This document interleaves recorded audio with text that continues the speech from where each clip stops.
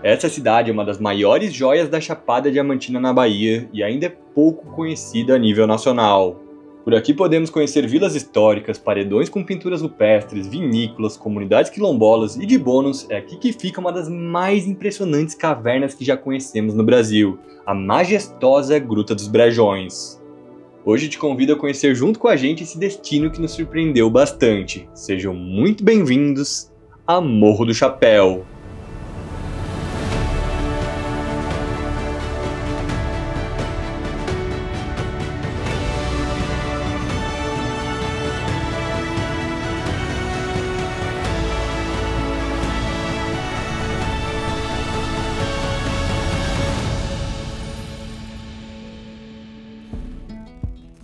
Morro do Chapéu fica dentro da região conhecida como Chapada Diamantina Norte, a cerca de 384 km da capital da Bahia, Salvador. O nome da cidade vem de um morro que, visto de longe, lembra o formato de um chapéu. Diz a história que antigamente, quando tropeiros e garimpeiros passavam pela região, chamavam o povoado que ficava ali de Povoado do Morro do Chapéu, e o nome com o tempo acabou pegando. O município é um dos mais altos do Nordeste brasileiro, com uma altitude média de 1.100 metros. Essa elevação, aliada ao clima ameno, faz com que aqui seja um ótimo local para produzir vinhos. E não à toa, Morro do Chapéu tem o título de capital do vinho da Chapada Diamantina. O que pouca gente sabe é que, além do vinho de qualidade, a cidade tem produções de destaque de charcutaria, frutas, hortaliças e óleos essenciais. Em um roteiro de 4 dias vamos conhecer tudo isso e muito mais junto com vocês. E já adianto para falar que todo o nosso itinerário foi organizado pela agência Pedra Lascada Expedições. E para quem quiser, a gente vai deixar o contato deles aqui na descrição do vídeo.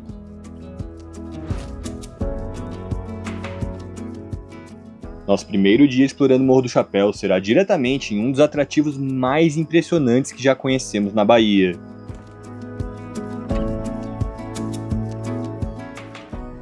A Gruta dos Brejões fica a cerca de 2 horas e 20 minutos do centro de Morro do Chapéu e sua entrada é pela comunidade quilombola dos Brejões. É dali dessa pequena vila que começamos uma trilha de cerca de 14 km de nível moderado ao difícil na companhia de um condutor local.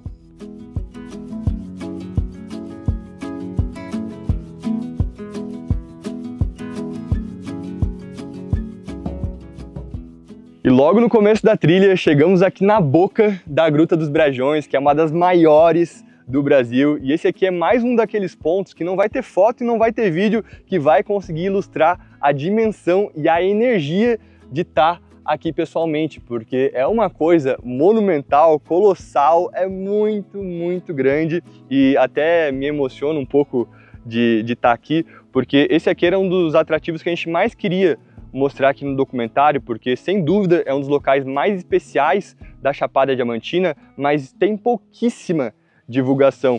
E a gente tem muita trilha aqui ao longo do dia, mas só de estar aqui observando essa boca de caverna aqui com meus próprios olhos já valeu a pena.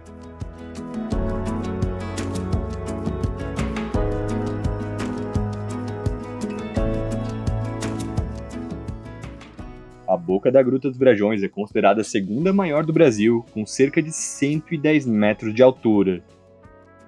Ao adentrar na gruta, o impacto ao ver o tamanho da entrada é ainda maior.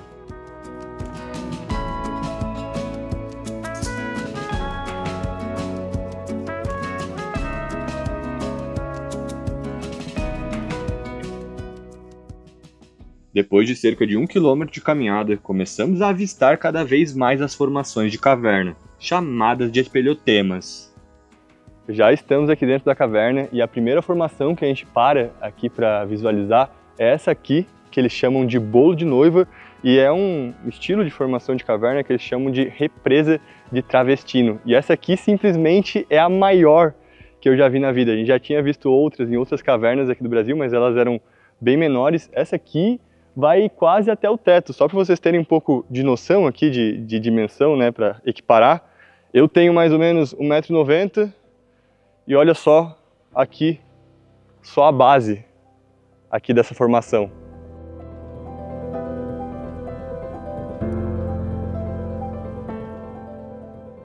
Já andamos cerca de 2 km aqui dentro da gruta e tem alguns salões que são tão grandes que dá para colocar um prédio dentro. E agora a gente chegou no momento que a gente consegue ver mais espeleotemas como essas colunas que a gente está vendo aqui.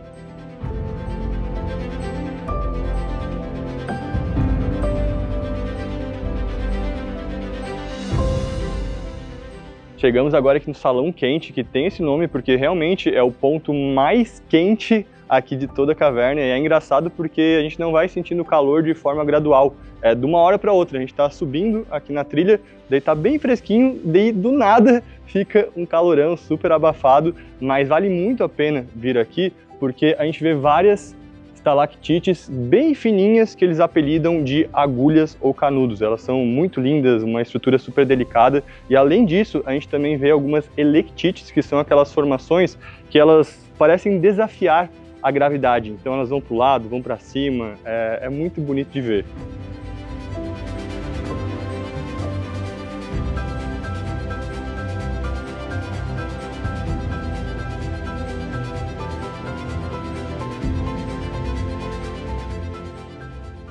Chegamos aqui na Claraboia da Gruta dos Brejões, que é um dos principais atrativos aqui da trilha, e não por acaso, porque sem exagero é uma das claraboias mais bonitas que eu já conheci aqui no Brasil. Então ela tem uma dimensão imensa e também a abertura ali no teto, ela é bem redondinha assim, é muito, muito lindo.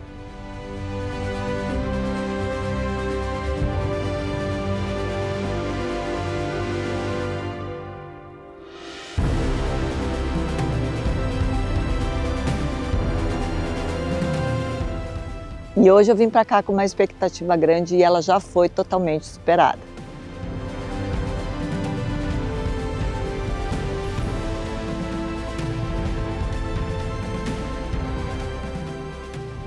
E agora a gente chegou aqui na segunda claraboia e ela é um pouquinho menor do que a outra, só que aqui tem duas pedras que são muito, muito grandes e eu não consigo nem explicar o tamanho delas para vocês.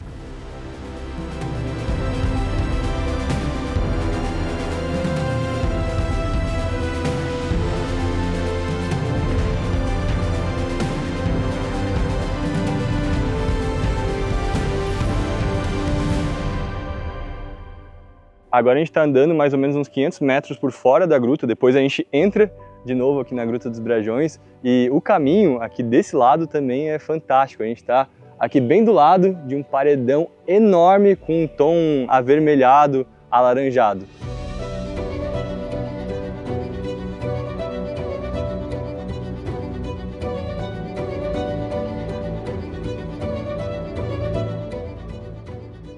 E novamente dentro da gruta, passamos pelos caminhos mais estreitos de todo o trajeto.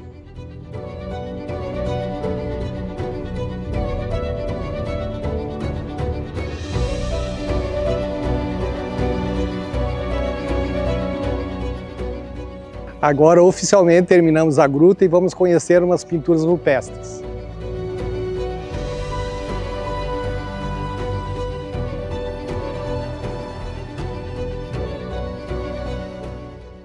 Já visitamos os dois sítios arqueológicos. O primeiro, ele é menor, mas tem até algumas pinturas preservadas, algumas que têm mais de uma cor, que é uma coisa que não é tão comum da gente visualizar. E já esse segundo é um paredão imenso e repleto de pinturas, mas as pinturas, na maioria delas, elas estão cobertas por uma camada de poeira, né? Que quando a gente está andando sobe muito, muito pó. E um pouquinho mais para o lado aqui do paredão, a gente consegue ver algumas pinturas super interessantes, como uma que lembra um sol. E hoje é o nosso primeiro dia aqui em Morro do Chapéu, mas eu já afirmo para vocês que valeu demais, demais mesmo a gente ter incluído essa parte da Chapada Diamantina no nosso roteiro.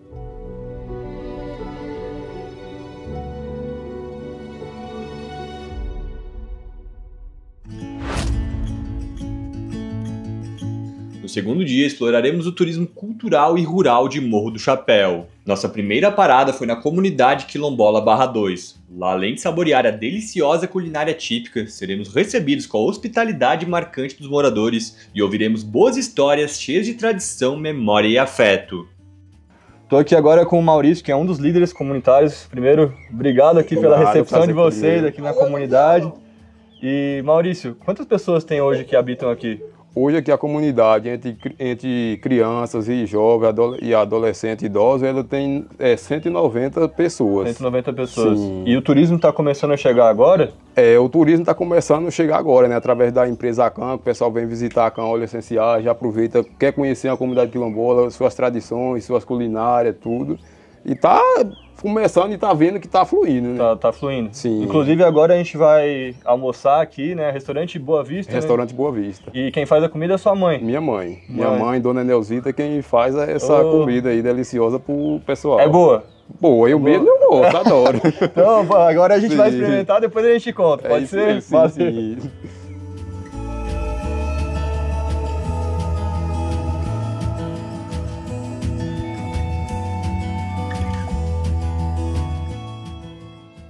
Dona Anel, conta pra gente o que a gente tem aqui hoje de cardápio. Tem pirão de maxixe, tem o de milho, tem carne de boi cozido, tem assado, tem galinha caipira, tem carne de porco, cortado de abóbora, palma, arroz vermelho, arroz normal, macarrão, carne assada. É um banquete, É um banquete. O cheiro tá bom. Agora a gente vai experimentar aqui, Dona Anel. Pode ficar à vontade aí. Para quem quiser almoçar no restaurante Boa Vista, é necessário fazer agendamento e a gente vai deixar o contato aqui na descrição do vídeo. Dona Anel, a gente já comeu aqui, experimentou tua comida, todo mundo aprovou, temperinho diferenciado, mas eu queria ouvir da senhora, qual que é o segredo da sua comida? O segredo porque os temperos é tudo daqui. Tudo daqui. Nós não tem tempero que a gente não vai comprar, não vai comprar sazon, não vai comprar caldo de galinha. Tudo nós batemos o alho, o hortelão, tudo no liquidificador. Uhum. E aí tudo é daqui. Tudo é feito aqui na comunidade? O alho é Maurício que planta. Uhum. Daqui, tudo é daqui. Uhum. E o amor também, né? O amor também tem que ter. Com certeza. O amor, primeiramente o amor. Uhum. Se não tiver amor na gente fazendo, não tem nada, né? Também tivemos a oportunidade de conversar com a mãe da Nel e a avó do Maurício, a carismática Dona Maria. Pessoal, estou agora aqui com a Dona Maria. Primeiro, muito obrigado, tá? Obrigado por estar topando aqui falar com a gente, tá? A senhora, assim, ó, é um amor. Eu já gostei da senhora de primeiro. E, Dona Maria, você é nascida e criada aqui na Barra? Nasci e me criei aqui. Quantos anos a senhora tem? 88. 88, a senhora tá bem. E quantos filhos e netos você tem? Só os 10 mesmo. 10 filhos? 10 netos. 10 netos? 10 netos. E os filhos só ficou 4, os outros morreram, só ficou 4. Mas os meninos não saem daqui não, porque é um lugar muito bom para nós. Uhum. O que a senhora mais gosta aqui da Barra? Eu, no meu lugar, e a gente gosta de ser negro. Uhum. Nós gostamos muito da nossa cor, gosto demais. Quando eu chego na cidade do Morro do Chapéu, oi, senta a Dona Maria, a senhora não mudou não, Dona Maria, a senhora está do mesmo jeitinho. Nós rezamos demais. Da época que a senhora cresceu aqui para hoje, já mudou muita coisa? Mudou muita coisa. Para nós já mudou muita coisa, porque nós não tínhamos casa. A casa era nos barracos, era fogo no chão, nós botávamos fogo no chão, nós não tínhamos, para dizer que tinha colchão, as câmeras de vara. Uhum. Não tinha luz também? Não tinha não, só os candeeiros. Uhum. Eu fazia esteira, eu botava esteira no chão, você fazia trança de chapéu, você fazia esteira. Eu sei costurar na mão, eu faço roupinha de menino, eu faço coberta de taco. Uhum. Até hoje? Até hoje eu estou inventando pano. Se deixar, a senhora faz até a feira. Eu faço minha feira, porque toda sexta-feira eu vou para a feira, vender as coisas, eu fico lá na barraca vendendo as coisas. Eu vou, mas meu filho, o Torenão, se vai mais eu fico lá sentadinha, levo meu tamborete, aí eu fico lá vendendo as coisas, um tomate, uma vagem, uns ovos, qualquer coisinha que a gente arruma na roça, a gente vai vender lá na feira. A palminha cortada, que o povo gosta muito, a gente leva lá para a feira. Qual que é o segredo da sua longevidade, Dona Maria? Meu segredo é porque eu gostava muito de dançar. Gostava muito de dançar? Gostava. Sambava? Gostava de dançar a sala, gostava do samba. Sabe que nós sambava era muito. Hoje é que eu não aguento mais com minhas pernas, mas eu sambava era muito, eu gostava. Dona Maria, pra gente fechar aqui, primeiro eu queria elogiar, porque eu quero chegar na sua idade com a energia que a senhora tem. Tá? E energia e bom humor também que a senhora tem. E pra finalizar aqui, a última pergunta que eu quero fazer pra ti, o que pra ti é felicidade? Para nós, Para mim, a felicidade mais que eu tenho aqui na Barra é porque eu tenho meus filhos que eu amo muito, meus netos que eu amo muito, de verdade mesmo, meu genro que é um genro muito bom para mim, meus filhos que me amam demais. Eu amo de coração as pessoas que eu gosto. Ali pertinho fica a Acan, fazenda que fabrica óleos essenciais 100% puros que vem ganhando destaque na região. Fomos recepcionados pelo João e a nossa primeira pergunta para ele foi sobre o que é um óleo essencial. O óleo essencial ele é tirado da planta, da folha ou da flor ou da raiz. Ele é tipicamente natural. Ele não tem mistura, o óleo natural puro. O que difere de essência. Essência é diferente de óleo essencial. Essência é um cheiro produzido em laboratório. Você pode produzir um cheiro de lavanda, Qual é a diferença entre essência e óleo essencial? É que a essência, por não ser oriunda da folha, ela não tem nenhuma relação terapêutica, ela não tem nenhuma relação com o nosso organismo. E o óleo essencial, por ser oriundo da planta, ele age como se fosse um chá.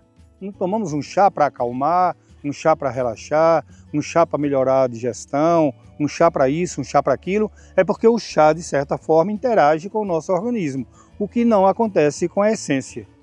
Então o óleo não se compra pelo cheiro, o óleo se compra pela propriedade. Eu quero esse óleo para quê? Eu quero esse óleo porque ele é ansiolítico, porque ele é calmante, porque ele é relaxante. Então o óleo você compra nesse sentido, para interagir com o seu organismo para solucionar um problema qualquer. Pode ser até emocional. Tem óleo que ele age no subjetivo, me deixa mais tranquilo. O óleo aqui a gente chama capim santo, certamente lá vocês conhecem por capim limão, que é um óleo relaxante. Depois o João nos levou para conhecer mais o espaço deles e explicou sobre as particularidades de algumas plantas e seus óleos. Mas depois da lavanda, acho que o óleo mais vendido no mundo é o de melaleuca.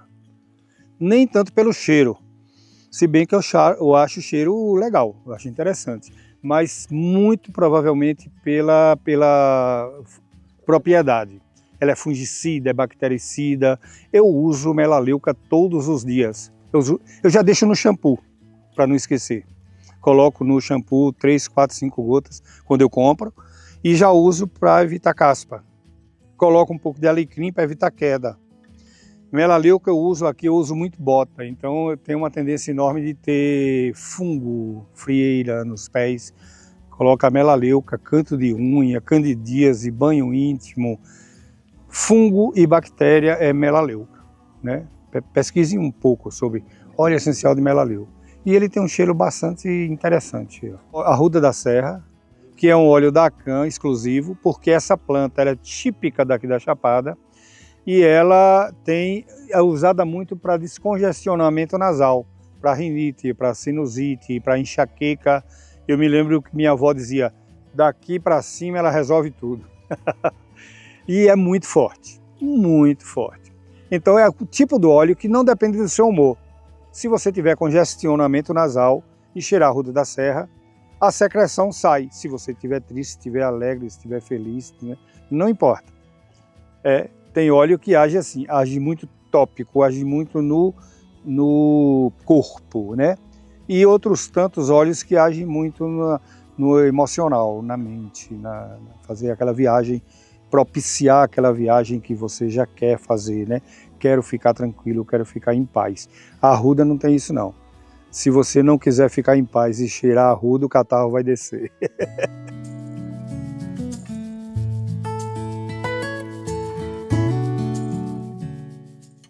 João, antes de tudo, obrigado pelas explicações, porque eu sinceramente não sabia nada de óleos essenciais, então aprendi muito aqui no tempo que a gente passou contigo. E como é que começou essa história de vocês aqui com óleos essenciais na Chapada Diamantina? Que bom. De antemão, quem agradece somos nós, né? Bom, eu nasci em Morro do Chapéu, mas eu saí daqui muito jovem, morei em Salvador a vida toda, conheci a Ana, minha esposa, e nós trabalhávamos numa empresa, numa indústria e aposentamos há pouco tempo e já tínhamos decidido que não queríamos mais morar em Salvador e cidade grande nenhuma. A Ana sugeriu que a gente viesse morar na Chapada e eu fiz o convite para a gente vir para Morro do Chapéu. Como a gente ainda tinha um pouquinho de gás e ficar numa cidade muito pequena sem fazer nada pode parecer um pouco até tedioso. A gente resolveu fazer uma coisa diferente. Originalmente era plantar só lavanda, mas depois foram surgindo sugestões, ideias outras tais que de certa forma evoluíram para a produção de óleos essenciais de plantas aromáticas, outras também que não fossem só a lavanda. Mais recentemente, por conta de uma demanda que apareceu de turismo em Morro do Chapéu, a gente resolveu também abrir para visitação. E João, está muito legal, tá? Parabéns pela iniciativa de vocês aqui de trabalhar também com turismo. E qual que é o sonho de vocês para o futuro? Rapaz, o sonho é fazer com que as pessoas se sintam felizes aqui. Né? A gente já tem uma vida laboral enorme, desde de adolescente, de criança e tudo. Não é, sinceramente, não é um sonho de uma empresa que sonha em ganhar dinheiro. Não, a gente quer fazer com que as pessoas se sintam felizes e, de certa forma, se a gente conseguir, isso vai nos tornar felizes também. Então o propósito é esse, é a gente ter um ambiente que seja agradável, que, de certa forma, as pessoas gostem, que venham e que propicia essas pessoas, não só pelo óleo essencial, né, que tem vários deles que propiciam esse bem-estar, mas também pelo ambiente, pelo lugar, pelo momento, enfim. O nosso sonho é esse aí. Parece pouca coisa, mas não é. Felicidade, né, é o nosso bem último, como dizia, eu gosto muito de filosofia, como dizia Aristóteles, né? O suprassumo do bem é a felicidade, porque é um bem que você não quer mais em função de outro bem qualquer. Quem conseguir a felicidade conseguiu o bem último, né? Claro que o bem último é uma coisa utópica lá na frente, mas a gente precisa caminhar nessa perspectiva, nesse caminho. Tá bonito, bonito. Nossa, eu fiquei até sem palavras aqui para finalizar. Então, eu vou pedir aqui uma última dica antes da gente ir embora aqui da CAN. Eu tenho um problema muito sério com rinite. Tem algum óleo essencial que daria alguma ajuda para mim?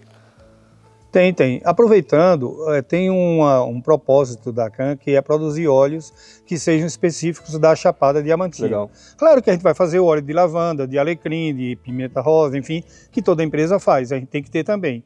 Mas a gente caminha direcionando para que a gente tenha óleos que sejam exclusivos nossos, da Chapada Diamantina. E a propósito do que você falou, tem um óleo muito bom aqui que a gente está lançando esse ano, que é o óleo de Arruda da Serra, que é muito usado, pouquíssimo conhecido, porque ele não existe no mercado. Se você perguntar a qualquer outra empresa, não vai ter, porque é uma planta exclusiva da Chapada, mas é como exemplo de um dos óleos, dentre tantos, que a gente quer lançar paulatinamente para que a gente tenha a expansão desses óleos, não só localmente, né, como quem sabe no mercado mais amplo. Já tem para vender esse aí ou não?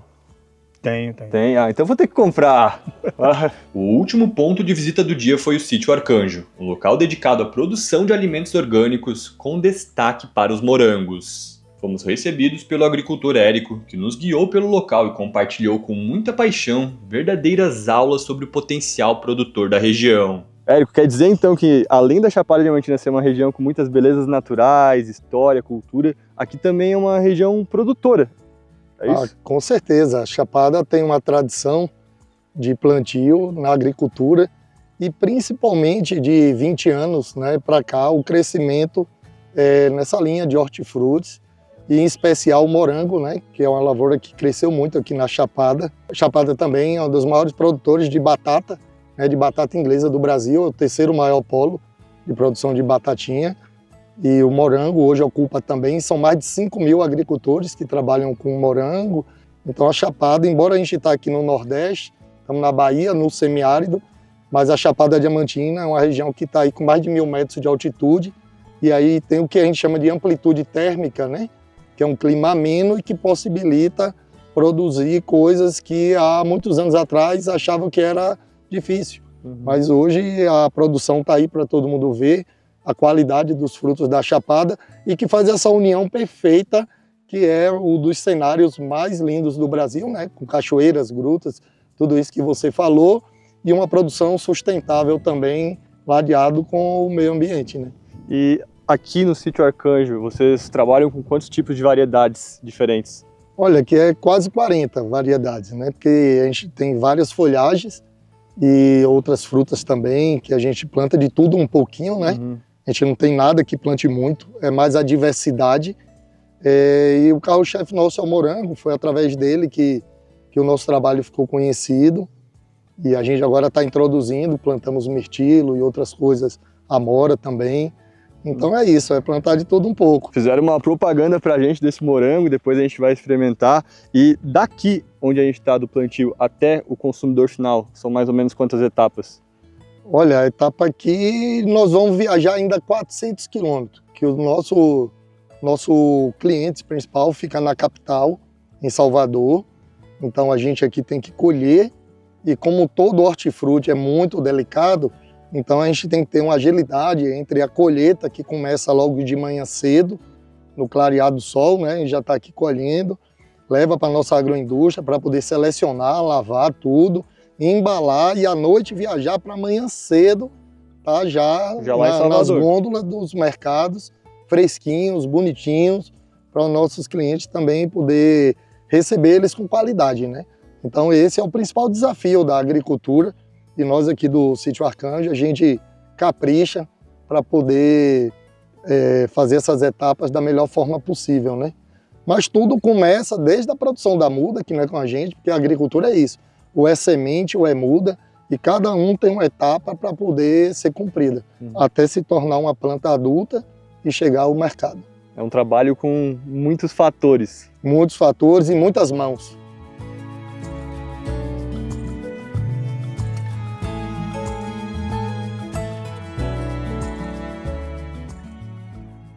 A gente está agora aqui no viveiro de mudas e, Érico, uma dúvida que eu sempre tive, eu acho que ninguém melhor do que tu para responder, o que caracteriza um produto orgânico?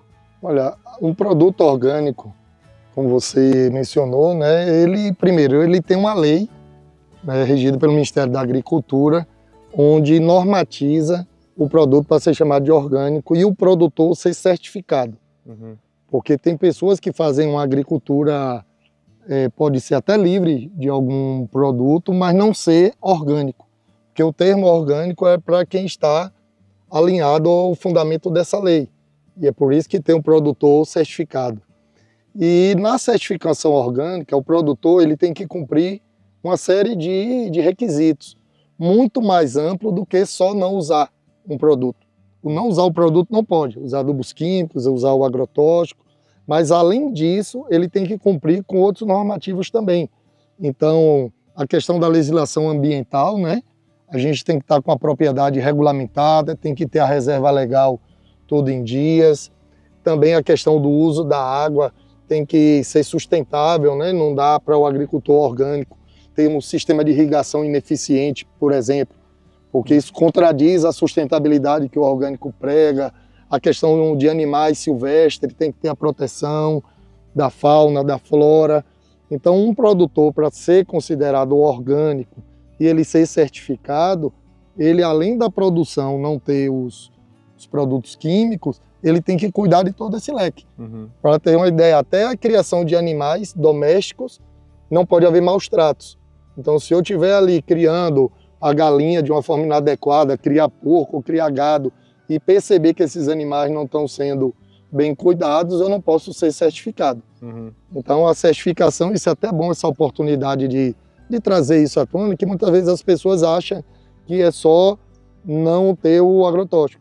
Então quando você compra um produto orgânico, além de estar levando a saúde para casa, você está contribuindo com boas práticas que esse agricultor está se comprometendo a fazer. E sempre um produto que é orgânico certificado, ele tem um selinho ali na embalagem, né? Ele vem o selo do Ministério da Agricultura, que é quem vai fazer a diretriz, né, respaldar que aquele produtor está apto para ter. E tem a entidade certificadora, que é quem credencia para emitir o selo. Passamos também pela parte de preparação e separação dos produtos e claro que não sairíamos de lá sem experimentar o famoso morango do sítio. Claro que nós teríamos que experimentar aqui o morango do Sítio Arcanjo. Eu já dei uma mordida aqui, mas boa.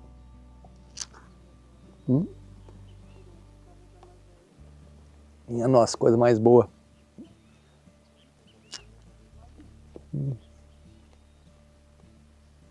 Olha, nota 10 de 10 aqui, ó.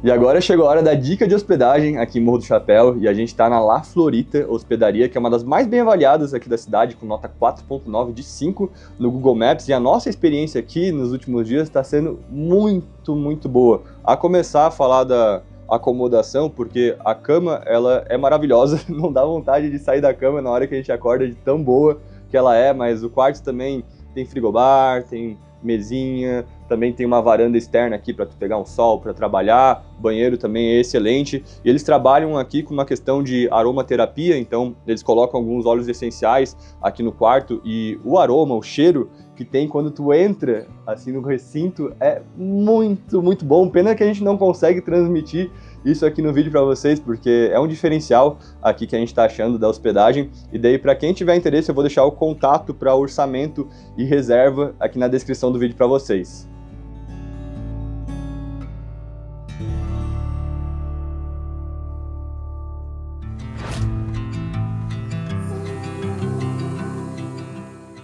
Nosso terceiro dia será repleto de surpresas. Teremos atrativos históricos, natureza e alguns fatos curiosos sobre Morro do Chapéu.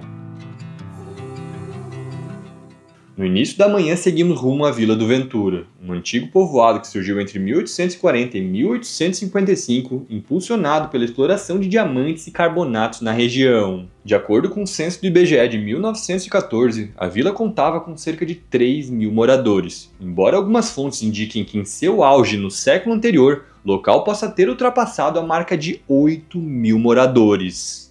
Hoje o que restou é quase uma vila fantasma, mas basta olhar com atenção para imaginar a grandiosidade de tempos passados, quando o brilho dos diamantes movimentava a vida por aqui. Para entender melhor sobre esse passado de riqueza e transformações, conversamos com o Lucas, que foi nosso guia em Morro do Chapéu. Lucas, de 8.000 para cerca de 15 moradores, o que aconteceu aqui na Vila do Ventura? Um declínio, partindo da história inicial. Vila do Ventura, o nome surgiu por conta dos primeiros garimpeiros aqui da região, né, na época da exploração do carbonato e diamante aqui na Vila do Ventura. Ventura foi o primeiro garimpeiro que começou a tirar esses minerais daqui e levar para a cidade de Lençóis, que na época era vendido lá, né, e exportado para a Europa. Nessa época, a Vila do Ventura chegou a ter 8.000 habitantes, né, inclusive com 2 escolas, uma municipal, outra estadual, a agência dos Correios também.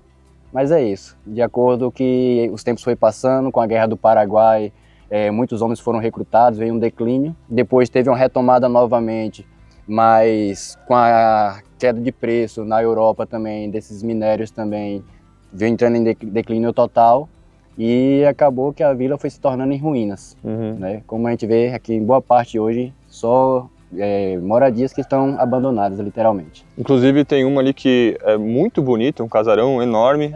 Ali basicamente era a sede do minério, um casarão que pertencia à família Grassi, italianos, né, que era uma das famílias mais importantes aqui na atualidade, né, melhor da estação do momento ali na época. Então tinha pessoas de vários países que habitavam aqui a Vila do Ventura? Sim, sem dúvida, é uma região que sempre foi muito rica nessa questão de minério que fluía basicamente, né, em cima da terra, né?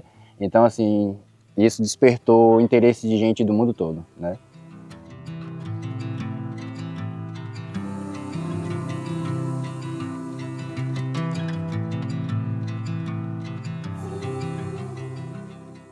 Agora a gente está aqui na frente daquele casarão que a gente tinha comentado para vocês, que é o principal cartão postal aqui da Vila do Ventura, e estamos pisando aqui em outro local histórico. Perfeito. Como a gente comentou, o casarão, né, que foi uma sede do garimpo aqui na Vila do Ventura, na exploração do carbonato e diamante. E aqui um trecho da Estrada Real, como a gente pode ver, da época áurea, né, dessa exploração do carbonato e diamante aqui na região, assim também como tem na região de Jacobina, onde era extraído ouro.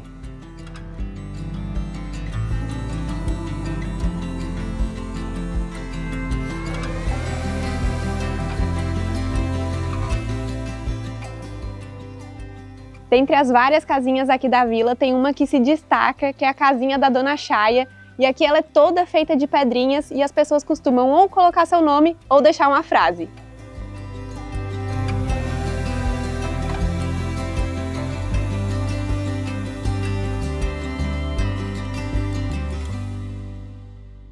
A gente chegou aqui agora em um dos principais atrativos aqui de Morro do Chapéu, que é a Cachoeira do Ferro Doido. Na época que a gente está vindo, que é a época da seca, ela tá sem água, então não tem aquela queda d'água bonita, mas só esse paredão lindo, esse canyon, já vale a pena vocês virem até aqui, porque é uma trilha super curta, de cerca de 300 metros. E Lucas, quando que tem água aqui na cachoeira? Nosso período principal de água aqui se dá a partir do próximo mês, que é o mês de novembro, e vai até o mês de abril, é o nosso período que vai ter bastante água aqui. É um cenário que é surreal, como a gente pode contemplar aqui nesse momento, além do cânion. É uma cachoeira que forma aí um total aí de 4 quedas d'água, 98 metros de altura, né? A gente pode ter essa vista, contemplar por cima, como a gente tem também uma trilha que a gente pode tomar um banho na parte de baixo também da cachoeira. E assim, uma das cachoeiras mais bonitas da Chapada Diamantina, né? Nossa, já tá bonito assim, imagina isso aqui com água, cara. Sem sombra de dúvida. Surreal. E outra pergunta, por que o nome é Ferro Doido? Porque é um nome diferente. Sim, sem dúvida. Então, muitas pessoas acham que o nome Ferro Doido vem pela quantidade de ferro presente nas águas, né? Mas não, na verdade vem da época da exploração de carbonato e diamante aqui na região também. Essa rocha a qual estamos em cima é uma rocha silicificada, né? Uma rocha bruta, e os mineradores da época, eles tinham que utilizar muito talhadeira e marreta para poder extrair, né, esses minérios. Então eles tinham que fazer muito esforço. Então, quando mineradores de outras regiões encontravam com eles, fazia a seguinte pergunta: e aí, como é que tá a região lá? Tem muito carbonato, tem muito diamante? E eles respondiam o seguinte: sim, mas é um ferro doido, para poder fazer a extração desses minérios. Ferro doido é que é uma difícil. Difícil, não era de uma forma tão simples, né? E daí acabou ficando o nome de Rio Ferro Doido e Cachoeira do Ferro Doido. Perfeito.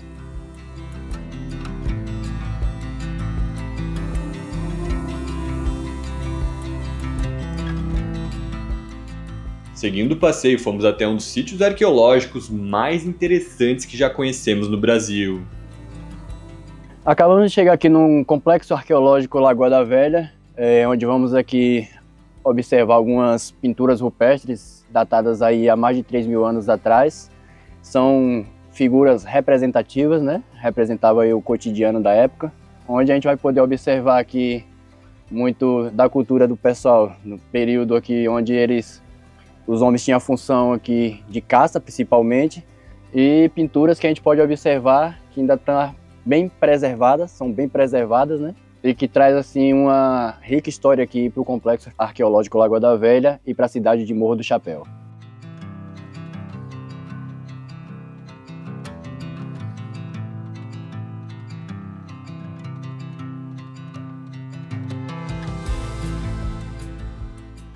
Como podemos observar aqui, e como foi dito anteriormente, são figuras representativas, representando o cotidiano, inclusive rituais de caça, rituais de dança. E mais uma observação, podemos ver aqui que a gente tem aqui figuras sobrepostas, o que indica que eram grupos nômades, que certamente depois de passava um período nessa estação aqui, mudava para outra localidade, chegavam outros grupos e faziam pinturas em cima das pinturas dos grupos que anteriormente teriam passado nesse local. Estou impactado aqui com o Complexo Arqueológico Lagoa da Velha, porque tem pintura rupestre por tudo que é lado. Qualquer lapa que tu vê, tu olha para cima, olha para baixo, tu vai encontrar alguma pintura rupestre. E daí tem tanto algumas maiores que tu consegue ver de longe, quanto algumas super pequenas, bem delicadas, cheias de detalhes, como essas aqui. Não sei se vocês conseguem ver na câmera, mas elas devem ter 1 ou 2 centímetros. Então é impressionante aqui esse local, e a trilha para chegar também é super tranquila, são só uns cerca de 300, 400 metros de caminhada.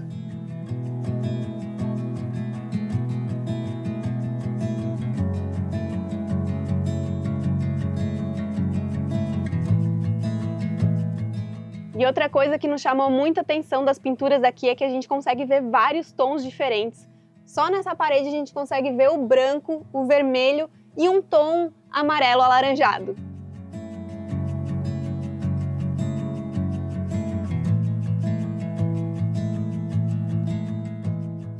Estou impactado com a qualidade e a quantidade de figuras que tem nesse sítio. Aqui lembra uma pessoa, 2 pessoas com bolsa. Lá tem várias figuras que lembram, parece um ritual, animais, muito interessante.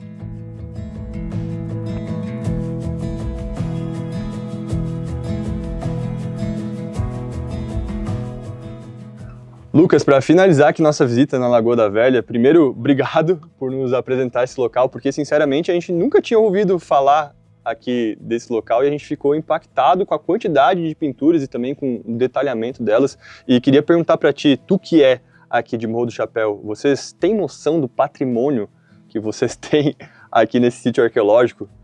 Respondendo por mim, assim, eu tenho essa noção de toda a história envolvida em volta das figuras. A gente busca preservar esse patrimônio, não só falando das pinturas em si, mas também de toda a história em volta delas. Mas, infelizmente, não toda a população tem esse conhecimento e esse cuidado que deveria ter feito em torno de toda essa história envolvida aqui. Com certeza. E até deixo aqui de aviso para vocês, porque para conhecer aqui não tem nenhuma guarita, não tem nenhuma portaria. Então, se vocês vierem conhecer esse local aqui por conta própria, evitem tocar nas pinturas, evitem riscar, fazer qualquer tipo de pichação, que é uma coisa que infelizmente a gente vê em outros locais desse estilo aqui no Brasil. E última pergunta aqui para a gente finalizar de fato, se a gente continuasse aqui a trilha, né? Porque a gente parou em uma parte aqui numa Lapa, a gente conheceu só um pedacinho. Se a gente continuasse, ia ter mais pinturas rupestres para a gente conhecer?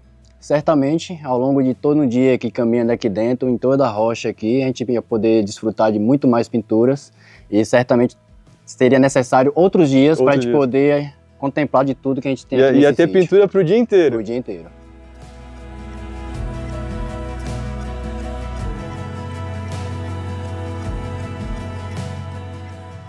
No resto do dia, fomos conhecer um pouco do centro de Morro do Chapéu. Apesar de não ter o mesmo conjunto de construções coloniais encontrado em outras cidades da Chapada Diamantina, a vila ainda preserva algumas coloridas casinhas históricas.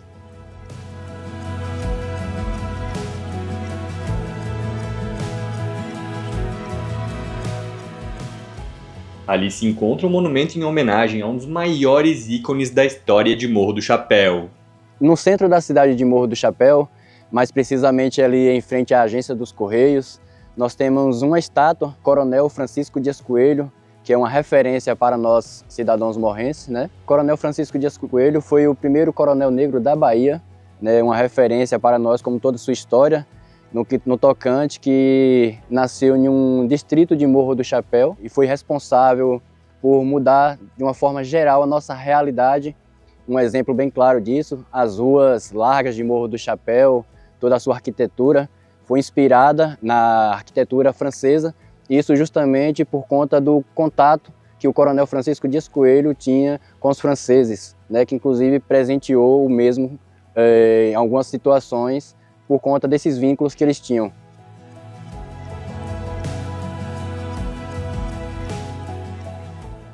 Outra coisa que chama atenção no centro da cidade são as referências aos extraterrestres, incluindo um disco voador instalado em uma praça.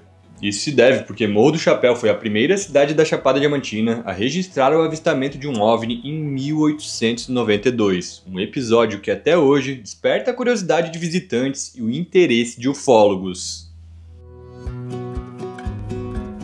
O último dia por aqui foi dedicado a conhecer lugares bem diferentes entre si. Começamos essa jornada em um espaço onde teremos uma imersão sobre a flora, com destaque especial para as espécies típicas da Chapada Diamantina.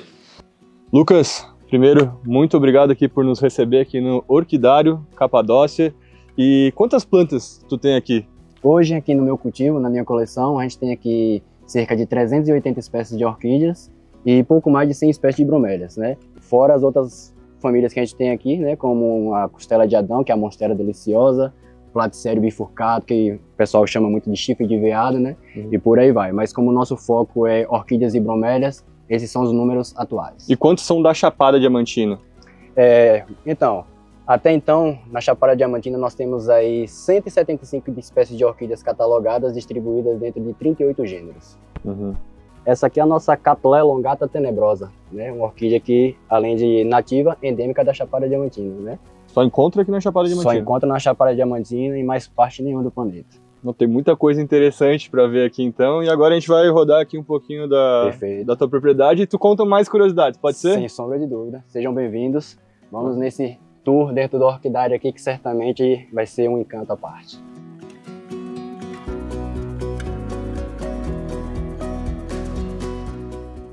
Tenho aqui em minhas mãos um exemplar mostrando a sabedoria da natureza Como podemos observar aqui, estou aqui com a Ancelia africana aranda, uma orquídea que é nativa da África, onde suas raízes, ao invés de descer para buscar o substrato, ela cresce para cima. E isso tem uma razão e um porquê. Ela vive em um local de escassez e ela tem mecanismos para poder juntar nutrientes próximos às suas raízes. Então suas raízes crescem para cima, tudo que é trazido pelo vento, ela consegue armazenar nas suas raízes aqui e isso ela acaba transformando em nutrientes. Estamos aqui com mais algumas orquídeas que são nativas da Chapada Diamantina. Aqui na minha mão, uma orquídea do gênero Epidendrum. O gênero Epidendrum ele é composto por 1.100 espécies de orquídeas terrestres, quer dizer que elas vivem no solo. Esse em especial, um Epidendrum ibanguense. São orquídeas que, andando pelas trilhas da Chapada, vão ser encontradas facilmente. Aqui também, um Epidendrum secundo. Orquídeas que, basicamente, depois de adultas, passam o ano todo florida. Uma curiosidade sobre as orquídeas, muitas delas apresentam essas colorações vibrantes, isso para poder atrair insetos polinizadores. Estou aqui com essa orquídea do gênero Catasetum, mais uma que é nativa da Chapada Diamantina, também de Morro do Chapéu, e uma orquídea que tem suas particularidades, né? A começar, a gente está vendo uma planta aqui onde não tem folhas, né? É uma orquídea que a gente costuma chamar de plantas de folhas caducas. A partir do momento que ela atinge sua fase adulta, ela libera suas folhas, onde fica somente pseudobulbo. Quando surgir o broto novo, eles vão vir com folhas, né? Aqui a gente está vendo cápsulas de semente. A planta, depois que foi polinizada, começa o entumecimento no dia seguinte, onde forma as cápsulas de semente. No caso dessa daqui, ela vai levar 1 ano para poder abrir e espargir suas sementes, né? Mas uma situação interessante sobre essa planta, ela é uma orquídea que é uma planta hermafrodita. Na mesma haste floral, ela pode apresentar flores masculinas e femininas também.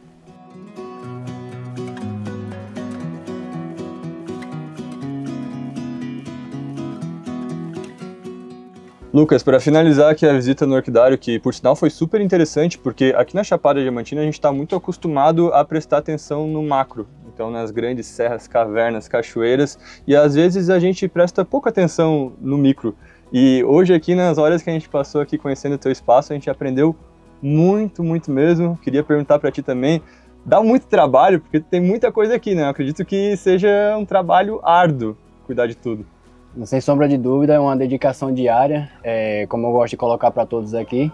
Geralmente, o único dia que eu tiro de folga para mim é a segunda-feira, né? E de terça a domingo, de 5 da manhã às 5 da tarde, a gente está trabalhando com elas, dentro de uma estufa para outra, proporcionando para cada uma delas o que elas necessitam, né? A gente trabalha aqui com seres vivos que precisam desse cuidado diariamente para que a gente possa ter esses resultados positivos.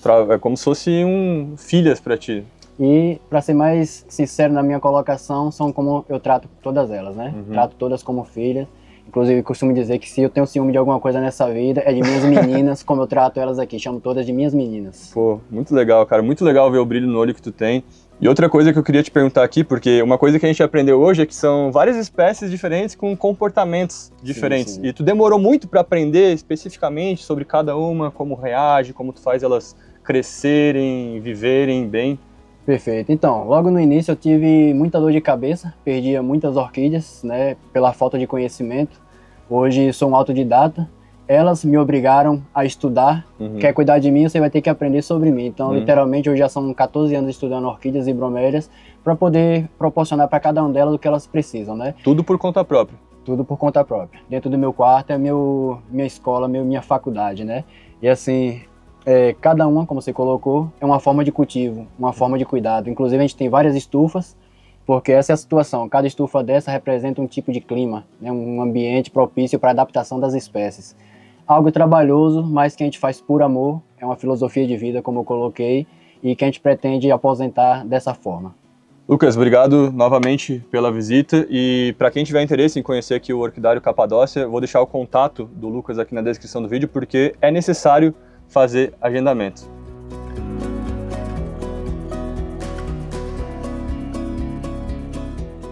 Um local muito interessante que vocês podem conhecer aqui em Morro do Chapéu é a Charcutaria Sabor Latino. O que é charcutaria, para quem não conhece, Maurício? Charcutaria é um tipo de empreendimento, né, que se propõe a fazer produtos embutidos e defumados e maturados. é um exemplo prático, aproveitando o que tem aqui no município, que eu sempre gosto de dizer, é que vinícola faz vinho, charcutaria faz embutidos e defumados, linguiça, salame, bacon, pastrame, enfim. Opa, coisa boa, coisa boa. Quantos tipos de produtos vocês têm aqui, mais ou menos? Nós temos alguns produtos que são sazonais, ou seja, só em determinadas épocas do ano nós temos esses produtos. Mas, de maneira geral, nós temos quase 50 produtos diferentes aqui no nosso portfólio. A gente vai poder provar alguns agora? Alguns. Pelo menos uns 10 vocês vão provar agora. Então é pra já, bora lá. Porque nós temos alguns produtos produzidos aqui na Charcutaria Sabor Latino. Nós temos uma bresaola, é um corte bovino, é um dos únicos 2 produtos bovinos que nós temos aqui. Ele é o paulista ou lagarto, né, maturado. O outro corte bovino é o pastrame, que alguns lugares fazem do peito, outros fazem do coxão duro, que nós fazemos do patinho, que já é um produto defumado. Aqui nós temos a copa suína defumada, o lombinho suíno defumado, a carne de fumeiro, que é o coxão mole suíno, também defumado, o salame tradicional defumado suíno, o salame coto, também suíno, que é um salame tradicional defumado, mas ele é envolto numa crosta, numa capa de especiarias. Tomilho, alecrim, erva doce, pimenta do reino branca, preta, enfim, uma série de especiarias. Aqui nós temos a linguiça portuguesa, que diferente das outras linguiças comuns de outros embutidos, a carne dela é toda cortada na faca, então os pedaços são maiores, ela não tem a carne moída, né? Tem uma linguiça de origem espanhola, a linguiça chamada fouet catalã, é uma linguiça de longa maturação, com muita pimenta do reino, um sabor muito encorpado. Aqui eu tenho um salame de frango com azeitona e pimenta biquinho, um sabor bem mais leve, e aqui um salame de cordeiro também, que é um animal muito característico aqui da nossa região. E agora chegou a hora boa, eu vou começar experimentando o pastrame. E eu vou aqui num salame de cordeiro. Muito gostoso. Agora eu vou degustar aqui uma linguiça fouet catalã. Muito boa. Excelente.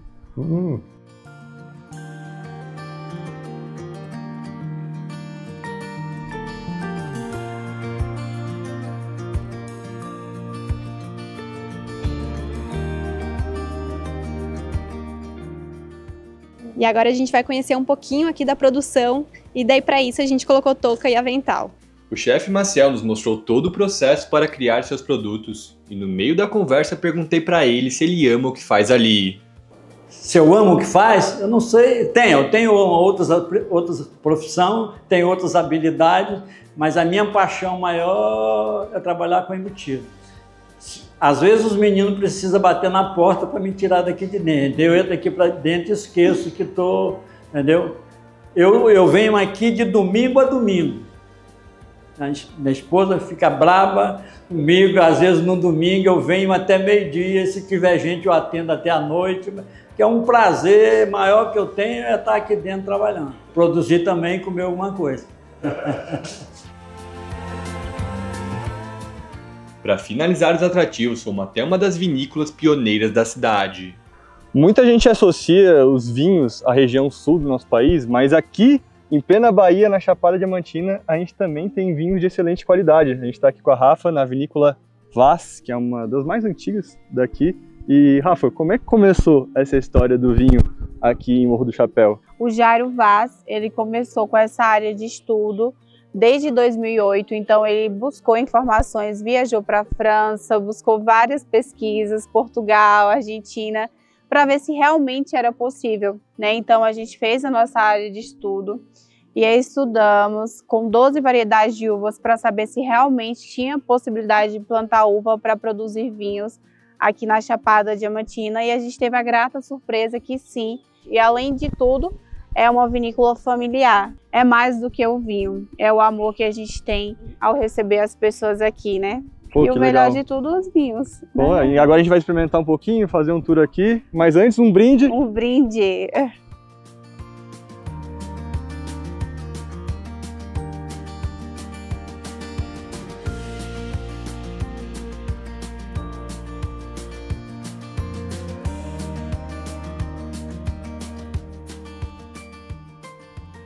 E para encerrar nossa visita aqui na Vinícola Vaz com chave de ouro, agora a gente vai experimentar aqui um vinho premiado, que é o Ferro Doido, e ele já foi eleito o melhor Malbec aqui da Bahia, ele teve pontuação de 92 pontos, então brinde ao dia de hoje. Dia de hoje, maravilhoso.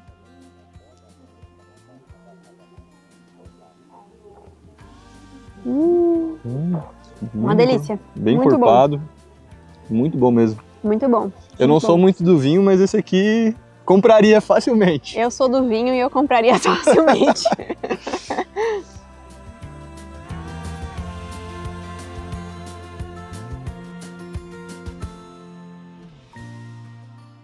Antes da gente dar tchau aqui para Morro do Chapéu, eu queria apresentar para vocês aqui a Bárbara, que é a proprietária aqui da hospedagem que a gente está ficando, que é a La Florita. Bárbara, muito obrigado pela recepção aqui desses últimos dias. Foi um prazer ficar aqui. Já queria aproveitar, primeiramente, antes de qualquer coisa, de elogiar o aroma, que para mim foi uma das melhores fragrâncias que eu já senti aqui em uma hospedagem gravando no Brasil, e também a cama. A cama de vocês é diferenciada, a gente dormiu igual um bebê aqui nesses últimos dias aqui em Morro, e é de propósito, né? Tu estava falando que é de propósito que é assim. Tudo de propósito, né? É um propósito meu. Uhum. Eu fiz há mais de 20 anos atrás, a minha primeira formação foi em aviação hoteleira, quando existia essa formação. Então, eu dizia, um dia eu vou ser dona de pousada. Uhum. Não imaginava que eu me tornaria terapeuta. Então, quando eu me tornei terapeuta, que vim buscar essa realização, né, com essa hospedaria, eu quis esse diferencial. Então, foi tudo bem pensado, com muito carinho mesmo, querendo fazer uma coisa diferente. Essa questão do aroma, eu não queria que fosse só um ambiente agradável e cheiroso, eu queria que fosse terapêutico. Então, busquei uma base, né, e acrescentado de óleos essenciais, justamente para que não seja só uma boa fragrância, traga esse bem-estar e interfira na questão terapêutica. Né? E isso foi calculado, buscado, consciente, assim como a cromoterapia que eu trago nos quartos, que tem essa interferência também, a luz verde, a luz azul, tudo pensado para trazer esse bem-estar. Né? Chegar de um passeio, deitar numa boa cama, que foi um grande investimento que eu fiz nas camas. Eu busquei consciente também isso de que eu queria camas diferenciadas. Então aqui, neste momento, que ainda está muito no início, né, desse turismo aqui no Morro do Chapéu, até agora só eu tenho essas camas aqui, só a La Florita. Então foi bem consciente de trazer esse bem-estar, esse conforto. Os chaveiros são orgonites. Os chaveiros das portas das suítes são orgonites, que eu vejo quando eu apresento cada quarto, como as pessoas não conhecem, nunca ouviram falar, mas é algo milenar, que não é uma pedra, ele é feito, né? Ele é constituído por elementos que juntos transmutam energia. Então eu sempre apresento que as pessoas, se precisarem, utilizem, ajuda para quem tem insônia, ajuda para quem está com alguma dor, até tudo isso consciente de que eu queria que as pessoas passassem por aqui e não estivessem vivendo uma experiência. Não ser só uma hospedagem comum, ser uma hospedagem terapêutica, né? Exatamente, que traga todo esse bem-estar, que a pessoa vai se sentir refeita, né? Que vai sair da sua correria diária e chegar aqui e, além de desfrutar de tudo que o morro tem, que é muita coisa. Ainda um descanso diferenciado. Daí agora, lembrando para vocês, tá, que quem tiver interesse em conhecer Morro, ficar aqui na hospedagem, a gente vai deixar todos os contatos e detalhes aqui na descrição do vídeo para vocês, beleza? E é isso, galera, finalizando mais um vídeo aqui no canal. Espero que vocês tenham curtido conhecer aqui mais essa joia da Chapada Diamantina. E lembrando que eu vou deixar o contato de todo mundo aqui na descrição do vídeo para vocês. E para quem curtiu o vídeo e curtiu as dicas, já faz aquelas 3 coisas com C que todo mundo pede: curtir, compartilhar e comentar. E até nosso próximo Rolê Família. Tchau!